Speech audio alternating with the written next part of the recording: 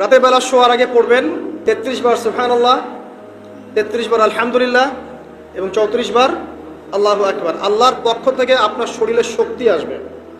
এটা যারা নিয়মিত আমল করে আল্লাহর পক্ষ থেকে তাদের শরীরে শক্তি আসে।